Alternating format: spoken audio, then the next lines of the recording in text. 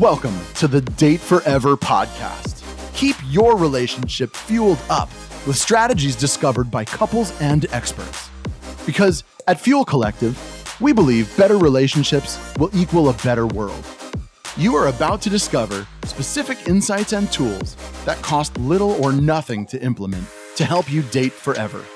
And now, here are your hosts, a couple who always have a half-packed suitcase and a date night in the calendar, Sammy and Nathan Yeager. Hello and welcome to Date Forever. In this week's episode, we're chatting about healing sexual issues, doing the things that make you feel sexy, and is losing your libido just a part of life? But before we get into that, Sammy, what's been fueling you up this week? Oh, I had two big things that fueled me up last week. Oh, yeah? One for our romantic relationship and the other around career and business. Yeah, okay. Yeah, on Thursday, I went to a real-life in-person event. Amazing. Yeah, there were about 100 women there, and I reckon maybe 6, 7, 8 female speakers who are all entrepreneurs. They're all digital business owners, memberships, courses, creators, that kind of thing. And it was just amazing to be back in a room full of women who are on a mission doing cool things. So that was amazing. But my extrovert tank was empty at the end. I was so done. Hasn't been getting much of a workout recently, has it? Nah, it's out of practice. I'm not game fit. I'm not extrovert game fit.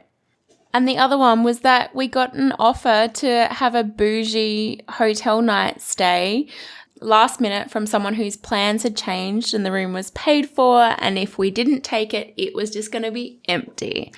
So why not? Yeah, so we got a weeknight night away at the beautiful QT in Sydney, which is this trendy art deco. If you've seen any of the QT properties, they're really fun hotels. Yeah, they are. Yeah, so we had a really nice night away.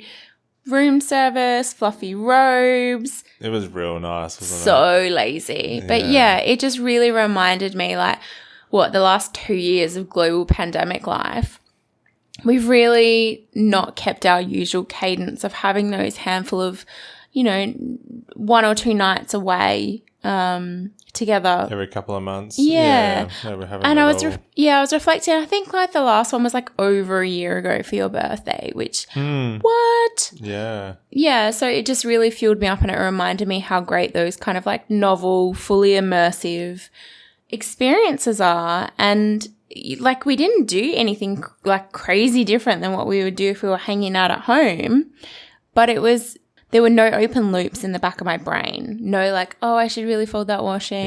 No, I should go pop the dishwasher on. None of that. So, yeah, just the gift of being in an environment where it was totally okay to be doing nothing and just being. Yeah. Love that. What about you? What fueled you up this past week? Oh, that was definitely probably the top of my list as well. But the other one was we had another little getaway this last week and just headed up to Newcastle to see some friends for one of our mates' 40th birthdays. So once again, that was just so nice to be able to have a bit of a getaway, see some of our friends who we really hadn't seen in a long time, and just having a bit of a party, having a bit of a boogie. And we did. We went to a house party. You're downplaying it. Yeah. We hadn't been to a house party, a proper house party, in ages. I honestly can't even remember the last. Red cups. Yeah. Buckets of. Open bar. Yeah. It was fun. Yeah, it was really fun. Yeah. So had a really nice night there and a lazy morning the next morning, and yeah. Nate's downplaying that as well. It was not a lazy morning. It was a very slow morning, let's just say that. But yes, very, very nice indeed to have a couple of nights away this last week. So feeling very recharged. So now here's this week's guest. Today we're welcoming Pauline Ryeland. Pauline is the intimacy whisperer. She works as an intimacy, sex, libido, and relationship coach and educator. She has a unique point of difference in that she works with the mind, body, and spirit, utilising the skills of an NLP practitioner, which is working on the deep subconscious level to bring about changes on the conscious level, as well as being a certified Tantra teacher and facilitator.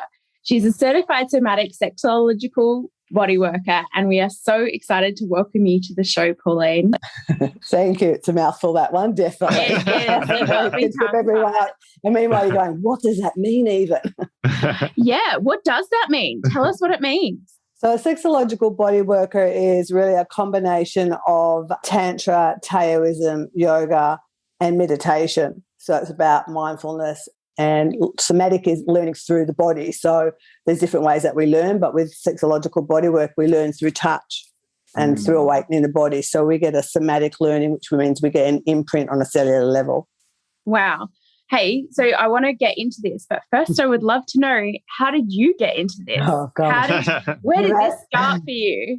It's a very long story. Look, I guess for me, I divorced and then I started my journey again of my inner work, and I ended up doing a sacred shamanic teaching called the Kadoshkas, which is run by the Sweet Medicine Sundance Path, and they're a teaching all around the world, but they originate in the States, and they would come out here to Australia at different times of the year to do different things. And I'd sort of heard about them, but was a bit like, oh, that's a bit out there. And anyway, I ended up there and doing the Kadoshka. So there's 3 different levels of Kadoshka, and Kadoshka 1 is really about learning your relationship of sexuality to yourself. And so back in the olden times, in the Inca times and things, they would take the elder male would take the young girl, or the elder woman would take the young boy and take them away and teach them about sex and sexuality and their relationship to that. That's sort of based on those principles. So I went along to that, and that completely blew my mind. I was always really a little bit of a prude, to be honest. Like comfortable in my sexuality and who I was as an orgasmic woman and that, but still a bit of a prude. And so this was incredibly liberating, because we would do lessons on different parts of the wheel which had different representations of different things. So it could have been our explorer or our sexy, sultry self or our dominant self. And so we would do dress-ups and play with those, and then we would have lessons on them. And so we would be dressed up in all sorts of clothing, and then we would sit down to our lessons, and you'd look around the room and people would be sitting there in lingerie and suspenders and high heels. And it was just like, wow, this is just like amazing, because it just peeled off all those layers and all the masks off you. So it was sort of like really in between level 1 and level 2. So level 2 is more about the relationship of sexuality with a partner.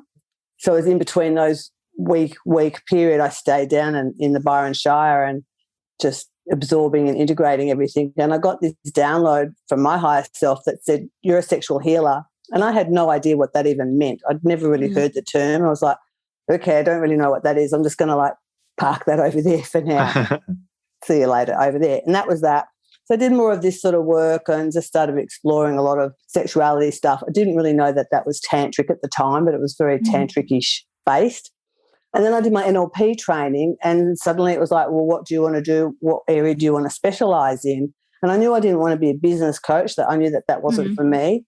And I thought, well, I'll do something around this particular area, but I wasn't really sure. And I was going through a process with my girlfriend to work out my niche, and I was sort of like saying, personal well-being, health, emotional well-being, all the sort of things that I was interested in. Every time I opened my mouth, she literally slammed her fist in her hand and went, boring.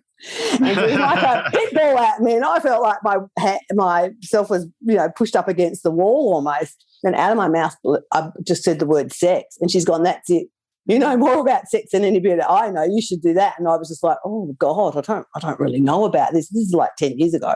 Yeah. So I went through a whole lot of perturbation, and I went, oh, well, we'll give it a go. I'll apply the principles of being an Become NLP a sex coach. Yeah, well, I'll apply the principle of an NLP practitioner, which is looking at the problem, looking at what you want to achieve, and then going back to the problem and digging down below to get to all the underlying core issues to see what's required to get you from A to B. And I still really work on that principle.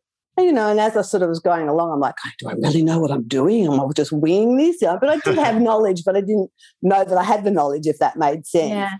And then I started doing some more trainings. I went and did Tantra and became certified. And so that was really important to be certified, because there's a lot of people out there teaching Tantra that have just done a weekend workshop and apply that knowledge. But I think that's a little bit dodgy and dangerous. So I wanted to have proper certification, which was recognised, and in terms of insurance and that sort of thing. Yeah.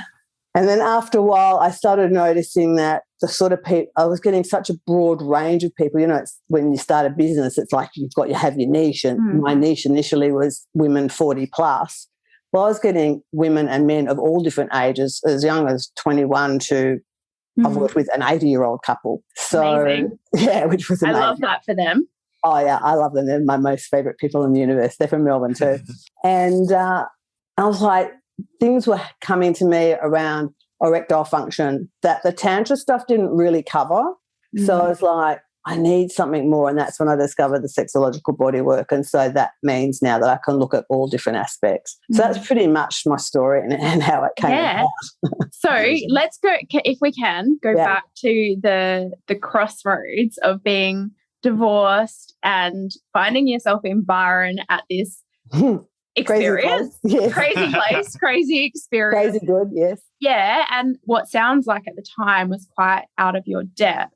What was it that you thought you were looking for?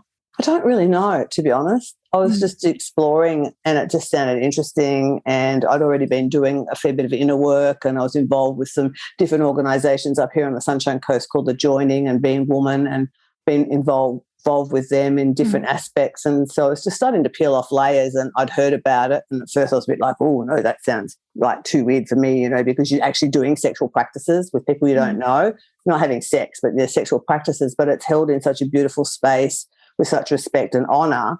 I don't know, I just sort of found myself there. I don't really know what drew me to it other than I thought something in me said, you're ready to go and do this, I guess. It was my inner spirit sort of guiding me to do it.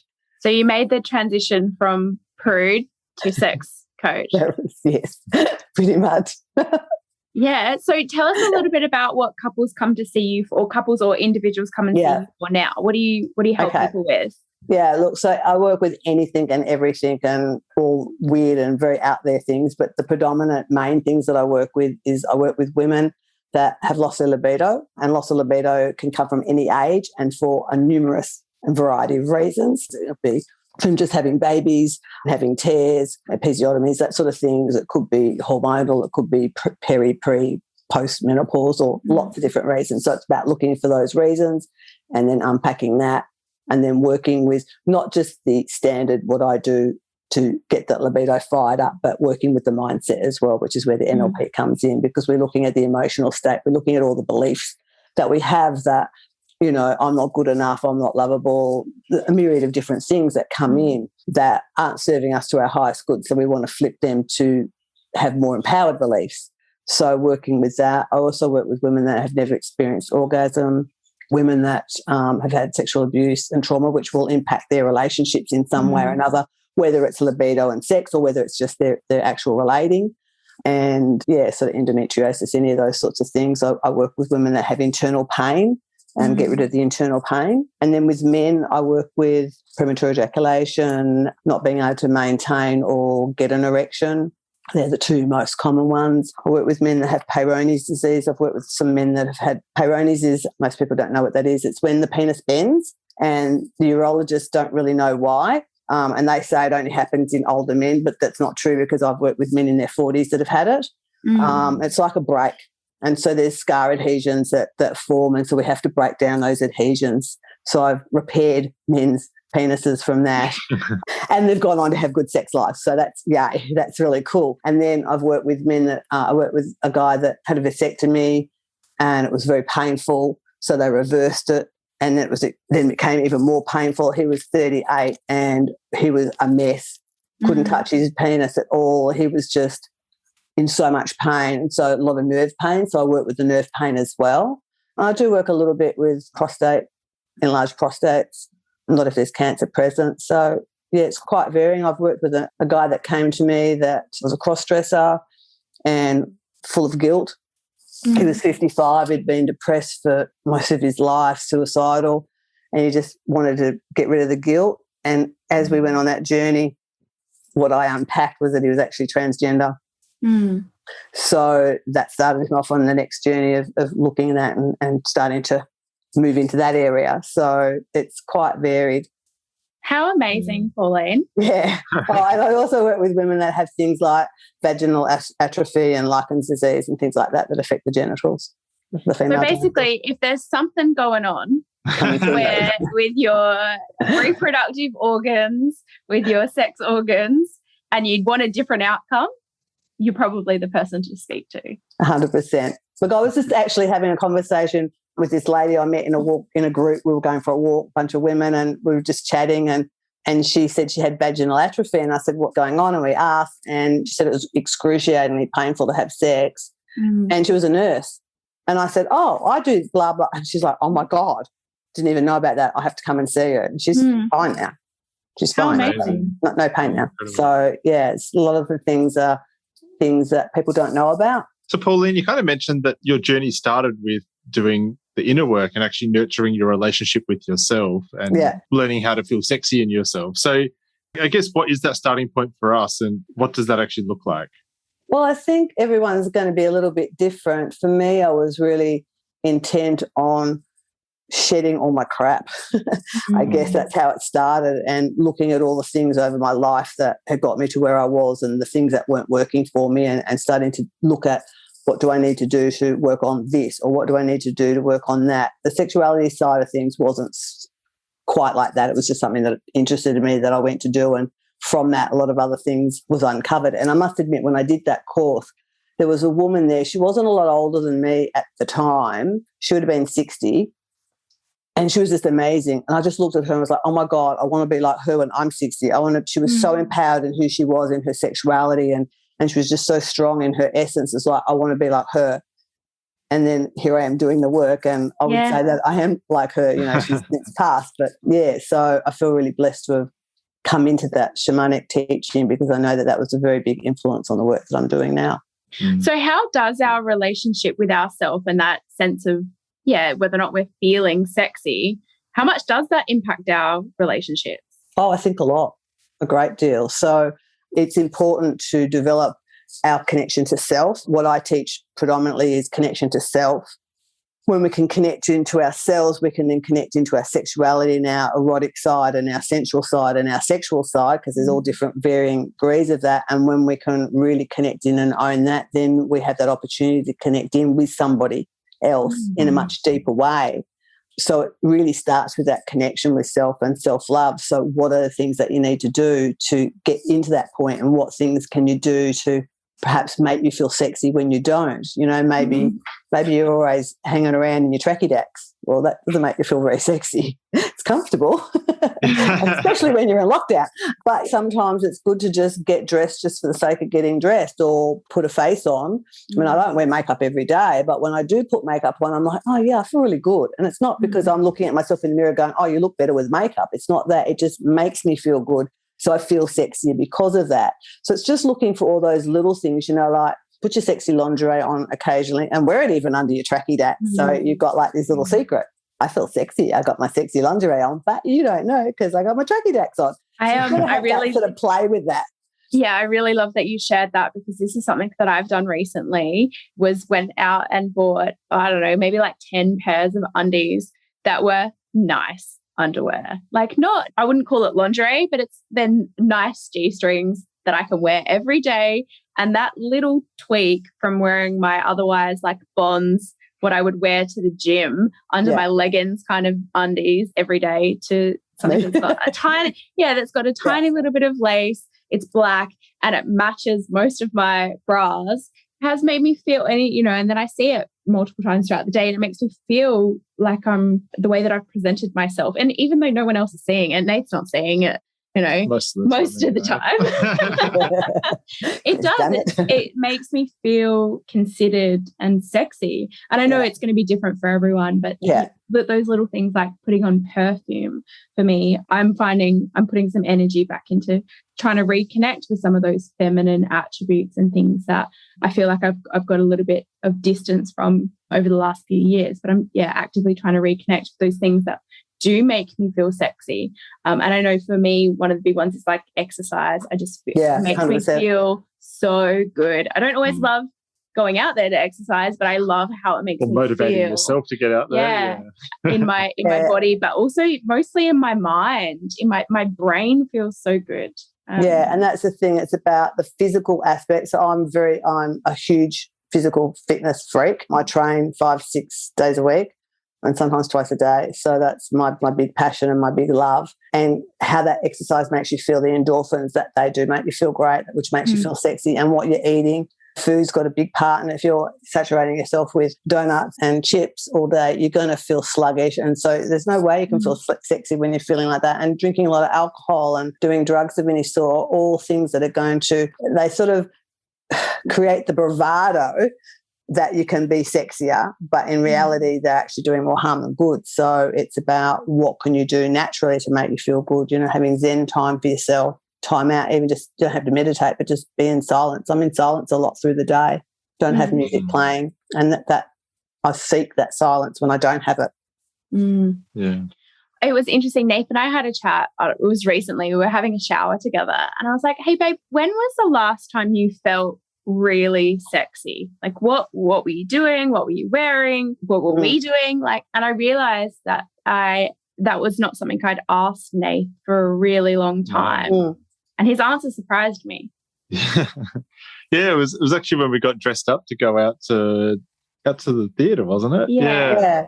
And I put a shirt on and put a nice jacket on and just, felt really good in. Yeah, because it makes you feel good, because you've got that persona of having something nice on, and so you stand better, and you just it's just a different function. And for men and women, it's going to be obviously very different about what makes a man feel sexy to what makes a woman feel sexy. But I find predominantly with men, putting on a good shirt, nice pair of pants, makes you feel really good, and you're masculine, you're feeling strong and sexy in that way. Yeah, definitely. Yeah, and the other thing that I said too was after coming home from footy training, and having a shower and stuff like that, but then I don't know, just feeling after having exerted that energy and after exercising, I think it's just the endorphins and other things like that are going on that make me feel sexy after that as well. It doesn't really matter what I was wearing; it was just just feel sexy afterwards. Yeah, you feel good. Yeah. And that's the thing. It's about feeling good. And it's also about being aware of what's going on in our headspace. Like, what are our thoughts? We've always got negative thoughts coming out of our mouth or negative feelings and emotions. Well, you're just going to get bogged down with that. So it's about really having some control on the mindset, and what can you do to switch that mindset around if that's the sort of way that you're leaning. So that's some of the work that I give my clients. And for me, I think even just asking Nate that question, and now actively knowing that he's probably feeling really sexy and attractive and good in himself when he's come home from footy training, jumped through the shower, and that's probably a window of opportunity for me to even amplify that, him feeling that way about himself. Yeah, which was a little nugget of information that I didn't know before. So I think even just the dialogue around hey babe, when do you feel sexy? When can I show up and applaud you and make you feel even better. And a lot of times that conversation doesn't really happen. And I think a lot of times for men in particular, they don't often think about that sort of thing about what makes them feel sexy. They just carry on, whereas women probably think about that a little bit more. But I think that's a really good question to ask your partner. Yeah, because like you said, you can tap into that. And so then, obviously if your man's getting dressed up, normally you would say, wow, you look amazing. Oh, my God, you look sexy. Oh, my God, do we have to go now? I want to jump your bones. And then they're going, oh, okay, well, when we get home, maybe. So that makes them feel good, because they want to feel wanted and desired. They don't want to be making the moves all the time. So they love it when the woman can turn around and say something like that, damn, I wish we didn't have to go now. I want to jump your bones. That makes them feel good. Don't call the Uber yet. No. Cancel. Exactly. Hey, so Pauline, you mentioned that one of the demographics of clients that you work with is particularly women who have lost that connection with libido. Can you talk to us a little bit about that? I know that happens for men, women, all genders, everyone on that spectrum can have experience that loss of libido. Some of the social commentary we hear is that that's normal, is that after you've been together for a while and maybe you've added kids and life's got busy and you've got careers or businesses or whatever, that it's normal for your sex life to start to dwindle. I like to think that it's possible for us to have healthy, happy, thriving love lives and sex lives and careers. I think we can have it all if we choose to, if we prioritize it. I would love your thoughts on this. Yeah, I agree. The narrative has always been that's just the way it happens. And so that's what people fall into, that narrative. But it's like now that I'm in my elder years, without giving away my age, I'm like... You gave us a clue before. Damn it. Edit that bit out. No, it's okay.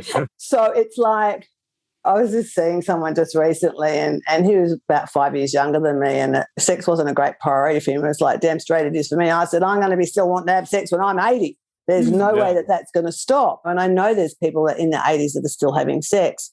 So it's that thing of, yes, life does get in the way, but and I think what happens is sex is your priority when you first get, if you think to when you first get together.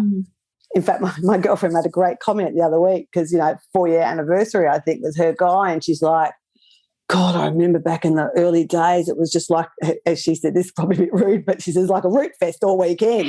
And it's like now we're lucky if we do it once a week now because we're knackered and blah, blah, blah, blah, blah, blah, blah. And we never thought that would happen. But life does get like that and sex moves to the bottom of the priority. And I think we have that very, very wrong. We need to keep sex at the higher end of the priorities of things and make the time.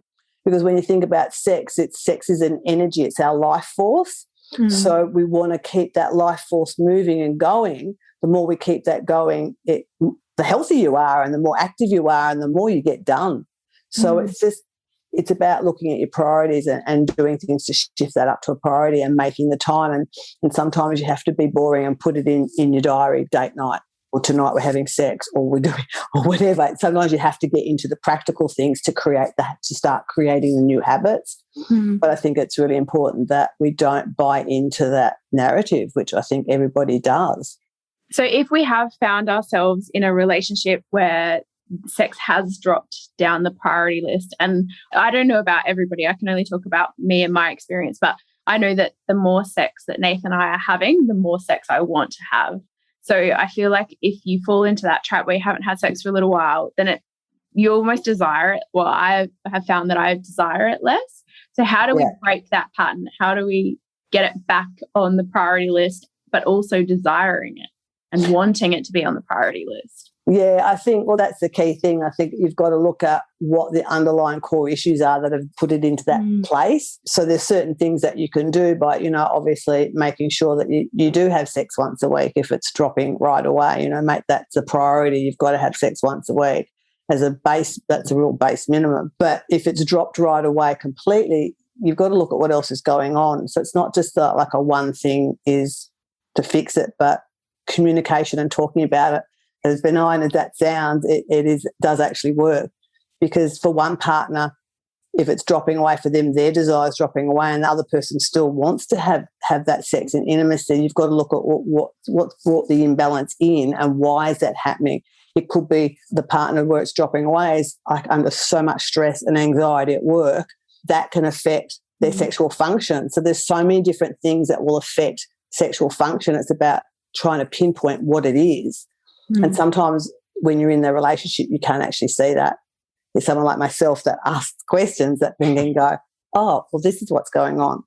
And I go, oh, yeah. So it's that third person looking in that can sometimes find what the issue is as to why that's happened. So I think, there's no easy answer really on that. Yeah. But I guess it starts with deciding that sex is a priority. Yeah, yeah. And that it is something that you want as part of your relationship.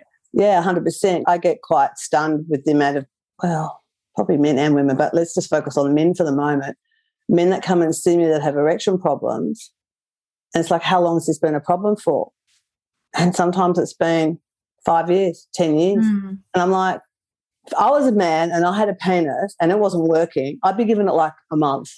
2 months max, and I'll be going, right, what can I do to sort this penis of mine out? Like I just don't quite understand why men let that go, and that seems to be quite common with men. And I don't know if it's that whole thing about we don't want to go to the doctor, or she'll be right, and shame. It's all of those things that can come into it. But the longer you leave these things as problems, the bigger the problem can potentially be to reverse it. Not always. And for women, I think, it's when they lose the libido, there's so many other things that are contributing to that.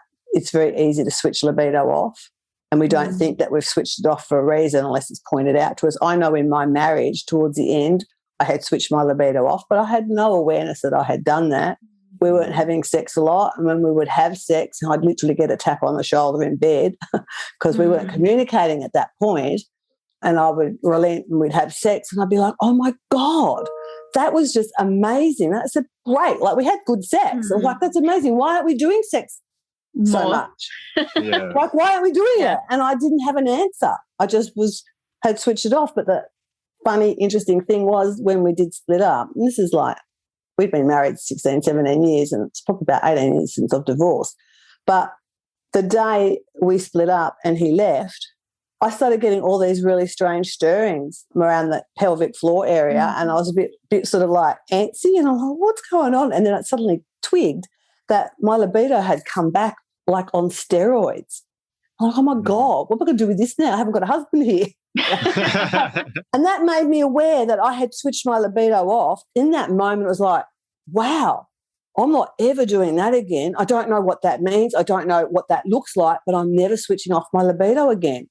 So that's sort of another thing that fed into my journey of ending up doing this work as well. Fed for that point. So we don't always have the awareness that that's happened. So, Pauline, is there anything you would recommend for deepening that connection and intimacy? You can't get past these two little exercises, which are tantric exercises. And one is the hello hug. So, and it's really special and yummy. So when you've been apart from each other and you greet each other, like I always say to the couples, how do you greet each other? You just go, oh, hi, do you do a kiss or do a hug or grunt or ignore or whatever? What's your usual routine of saying hello? And I just go, okay, well, from now on, whenever you've been apart, your hello hug is really key. So you come together and you do a full body contact. So no gaps, fully connected. We tend to lean to the right when we go to hug, but I want everyone leaning to the left so that the heart is on the heart of the other person. And then you put your hands around their back, you close your eyes, and you just take 3 big, deep breaths together. Oh, I really want to do it. Yeah. So it's yum. And so you do these 3 big, deep breaths together. And then once you've done the 3 deep breaths together, then you have like a squeeze of a hug, we can have a kiss or a smile or whatever. But what this does is it brings you into presence within yourself and with your partner immediately. And so when you start to talk and interact with each other, you're speaking more from the heart space instead of from the head space, which is where we always speak from. So it just drops you into presence much more. And I just say that to all my clients who do that every day. That's a non-negotiable every day. I know that sometimes Nathan and I are both working from home at the moment, but I know sometimes I'll leave and I'll be walking the dog or something like that, and I return home and I'm still on the phone. Often I will walk and talk with a girlfriend or whatever, and then I'll come back into our environment together, but I'm not really present yet. And I notice that often when we do have those kind of reconnection, especially after I've been back in the space and making that conscious choice to be like, no, I'm here now. I was physically here, but now both mentally and physically I'm here. Yes, I really like those moments that we create. It makes a huge difference. And I mean, look, sometimes you might just have to go, wait, I'm not ready. Like you could be, I don't know, making a cake and you've got stuff all over your hands, and Nathan comes in and he wants to have that. You go, just hang on a sec, just give me a few minutes. That's okay. You can wait a few minutes. You finish doing what you're doing, put your cake in the oven, wash your hands, and you can go, okay, I'm ready to say hello now. And then you can just come together and say hello. So it doesn't have to be immediate, like if you're in the middle of something that you can't literally drop. But I think it's really important because I had a couple years ago that had been married for, I don't know, maybe 17, 18 years, childhood sweethearts, basically. And they're only having sex twice a year, so basically they're having birthday sex. And so I worked with them about what was going on in their world. And so their world looked like every night they would have dinner, they cook different things, but they didn't eat the same food. And then they would sit down in front of the TV and watch TV and eat their dinner. And I'm like, no, okay, this is what has to change. So they had to do their hello hug. They had to sit at the dining room table, at the kitchen table to eat their meal. Didn't matter if they did anything different. Before their dinner, they did another activity, which I'll tell you about in a sec. And then they had to just choose 2 programs in the week that they didn't want to miss. And the rest of the time, TV had to be off. Oh, and she used to get into bed and read, and she'd put a pillow next to her and a pillow behind her and get a book out. So he couldn't even snuggle up. So the pillow was almost like an energetic barrier saying, fuck off. I'm not interested. Pillow wall. Pillow wall. The don't hug me wall. Yeah. Do not cross over. So I said, no reading in bed, reading for sex or sleeping. You find a chair and that's your reading chair. So what happened with this couple was, well, that was the first session. Fortnight later, they'd already had sex. So I'm like, win. Yes. That was a huge win. Pauline, go you. I was like, yay. And then what happened was they'd end up at the dining room table for hours just talking and talking and talking and talking. And then we started looking at things that they could do together and go and do yoga here and go and join the tennis club and go for. So we got creative with things that they could do with this newfound time that they had and the newfound love. And they're still together. I actually ran into them last year at some in the outside music thing. They're still together and loving life. So success story. Yeah, so that's really, really amazing. So we don't realise often what habits we create, how that influences our connection and our behaviour. So it's really important to sort of like look at those sort of things and go, well, am I doing that? And phone's a great example because it is such a disconnector, and the computer to have time out, no phone time. So maybe dinner time is when the phone's off, and unless you need your phone for work, or you've got somebody specifically you want to ring, then no phone, turn the phones off. Yeah, being conscious about, screen-free dining. What a concept, right? No TV, no phone. Yeah. I know. But I think that's important, So tell us about the other activity. You've got us hooked. I don't know. Yeah, so this is the old-fashioned eye gazing. So in Tantra, when we look with our left eye into our partner's left eye, we're looking into the windows of the soul. And so if you sit close but not touching, and there's lots of exercises that we can do building out from that, but this is the base exercise where you sit opposite each other, so you can sit cross-legged on the floor or chairs opposite, whatever's comfortable for you. And you put the timer on your phone, probably start with a minute. I like to build it to 5 minutes to 10, which is a really long time. But you just sit there and left eye gaze with each other. And so the more you drop into yourself and into that space with your partner, the more you connect. And what actually happens is all those masks just start coming off, because we've all got masks. I've got my mask on now of being cheery and bright and bubbly because we're having this podcast, An hour beforehand I was probably not quite like this, and not quite, well, I was, I'm pretty bubbly anyway, but you know what I mean? We have our different personas. You're showing up. Yeah, I'm showing up. So the masks start to strip back and we actually really see each other and really connect. And so that can sometimes be really difficult for couples. They sit there and they can't look at each other, or they get the giggles, and that's sort of like a nervous energy almost. So I sort of say, if that happens, just put your hand on your belly, like about 3 fingers below the belly button is like known as your ha, or where your chi is, your ki, like lots of different sort of. A good spot.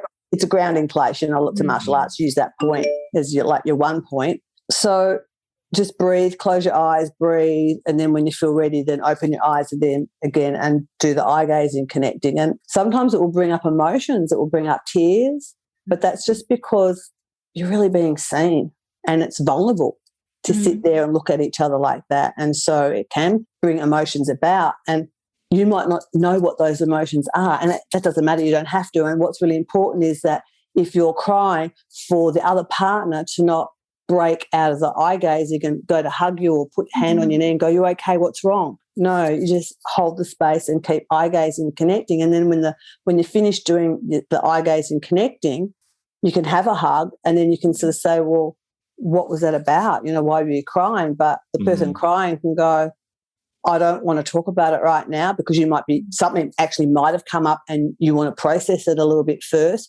Or you might say, I don't know. It's just a release. It doesn't have to be an answer. And so it's about the other person then accepting that you might not want to be talking about that right now. It's just the end, and that's it. And when you're ready, you'll come back and you'll say, hey, the other day when we did that, what came up for me was blah, blah, blah. And then that's something that you can talk about and dissect and discuss. Yeah. That's a really beautiful exercise. I sort of say with couples that are going through a really tough time that I want them to do that every day, because it's sort of like, you're probably a bit young, but because of the movies, you'll know Get Smart. Yeah. And so, in Get Smart, they go into the conference room and they've got the code of silence coming down that they're going to talk into, so the spies can't hear them, and they can't talk until that code of silence comes down. it's a little bit like that. You have that code of silence over you both. And it's almost like if you're really present and really locked in with each other, there could be something going on in the background and you just be oblivious to it because you're so solidly present. And so it really, really, really builds huge, deep intimacy with each other. It's amazing. It's just a really powerful little exercise. So couples that are having problems, I would say do that every day. And no fancy equipment, no expensive anything. Yeah. No, not a huge commitment of time. Spend 60 seconds. Minute, up to it. Start with a minute. Yeah. And I think if you aren't willing to give your relationship that 5 minutes, you've got a big you're headed for a bigger problem. But for couples like yourselves that are already connected, once a week might be nice to do that. Yeah. I want to do it. Let's do it tonight. Of course you want to do it. And you can do it every night. You work out what feels right for you. But with couples that have got problems, I always say every night. Amazing. I love that. And really great, simple, easy things that we can implement. I really love that. Thank you for sharing, Pauline. That's okay. So thank you so much for sharing your story and your transition from prude to professional. That's amazing. And just sharing a few things with us that we can implement to keep a relationship really fueled up. To say thank you, we've provided a month's worth of early childhood education to a classroom in Kenya. Nice. We're huge believers in the power of education. So thank you so much for making that possible. You're welcome. No worries. So, Pauline, if people want to connect with you or learn a little bit more about what you do, how should they do that? They can jump on my website, which is just my name, paulineryeland.com. Yep. Ryeland, or if they can't remember how to spell it, Google Intimacy Whisperer. So if they're wanting to have a consult with me, they can go through my website and send an inquiry through, and we can just have a brief chat to see what's going on and then book a consult. And I've got a few little exciting things that I've just created, an online audio series. So there's about 9 audios there. But it's a breathwork program. So it's about when we can do a lot with our breath to activate our sexual energy and get our sexual energy moving in different ways by bringing in faster breath and slower breath. But the bigger part of it is when we slow our breath down and set an intention of tuning into certain areas, we start to feel a whole lot more and we connect into ourselves a whole lot more. So it's a whole series of different practices of breath work. And then with the breath work, we do different practices, and then you can move it into actual touch and sexual pleasure as well, using the breath work and the guidance. So it just allows you to awaken yourself up a lot more, and by working with breath. It's pretty cool. Amazing. Yeah, definitely encourage everyone to put sex on the priority list, make it part of your thriving relationship, and reach out to Pauline and connect with some of those resources, or maybe even have a consult and have a chat if there's something bigger going on there. But thank you so much for joining us. You're so welcome. It was lovely to meet you both. And I think it's great what you're doing. I think it's awesome. Thank you. You're welcome. Thanks heaps for joining us. If you love what we're doing here and want more, subscribe to the Date Forever podcast to make sure you never miss an ep. Come and hang out with us and other awesome couples who are fueling up their relationships in the Thriving Couples Collective Facebook group, or check us out at fuelcollective.com.au. Until next time, keep on dating, because better relationships equal a better world.